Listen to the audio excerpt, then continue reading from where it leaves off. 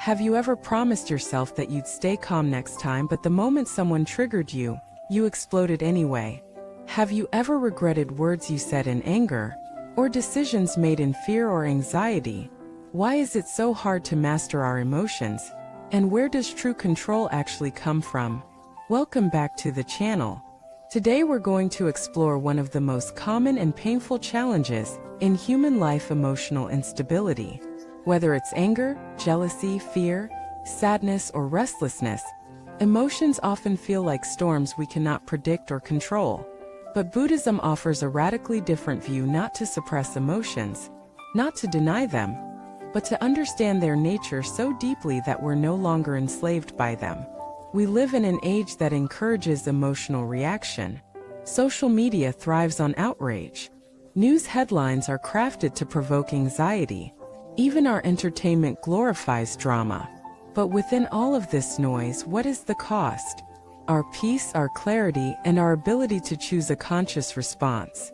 The teachings of the Buddha begin not with denial but with observation. The first step to emotional mastery is not fixing yourself. It's seeing clearly. That's why mindfulness study in Pali is the cornerstone of practice. When a feeling arises, most of us identify with it completely. If we feel angry, we say, "I am angry."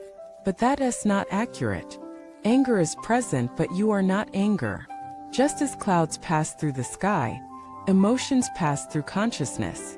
You are not the cloud. You are the sky. This simple shift in perspective changes everything. Let us look at an example. Imagine someone insults you in public. Your face flushes. Your chest tightens. Your mind races with comebacks.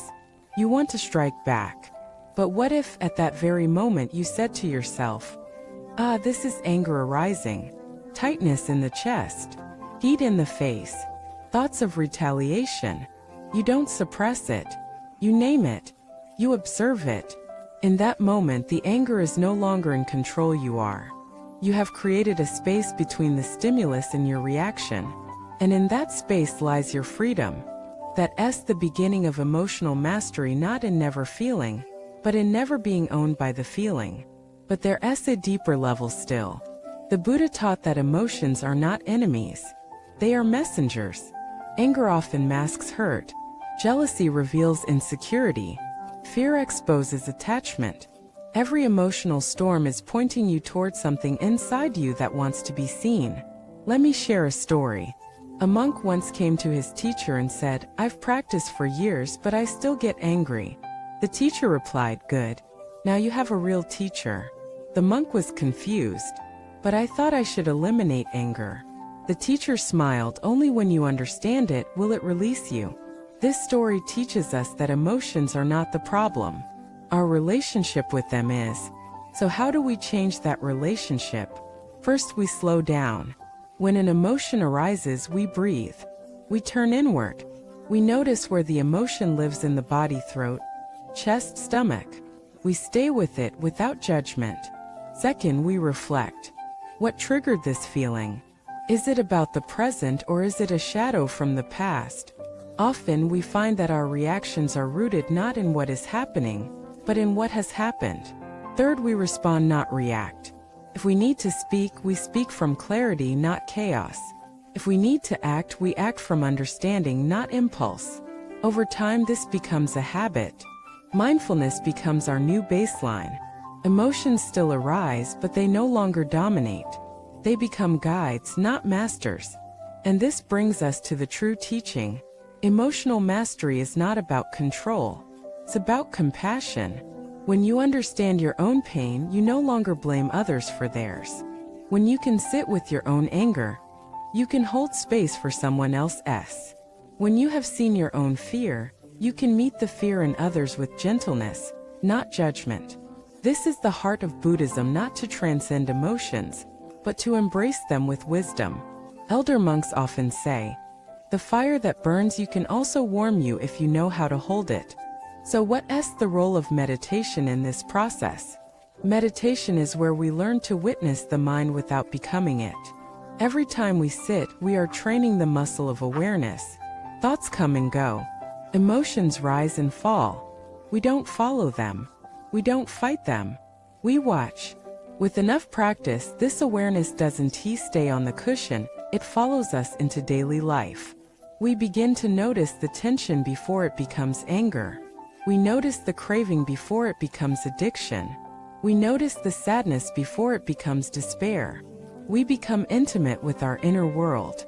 And from that intimacy comes integration. Let me tell you a story of transformation. A woman who struggled with anxiety for years began practicing loving-kindness meditation. First it felt forced, but she continued. She began with herself. May I be safe. May I be happy. May I be free from suffering. Then she included others. Her family, her friends, even those she disliked. One day, during a difficult conversation at work, she felt the anxiety rising. Her chest tightened. Her palms sweated. But instead of panicking, she silently repeated, "May I be safe. May they be safe." She didn't flee. She didn't lash out. She stayed.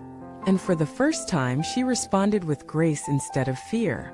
That's emotional mastery, not the absence of feeling, but the presence of wisdom. The Buddha never promised a life without suffering. He promised a path through it. And that path begins in the mind. So let us remember, we are not our emotions. We are the space in which they rise and fall. They are visitors, not owners. Anger comes. Let it teach you. Fear arises. Let it point to your attachment.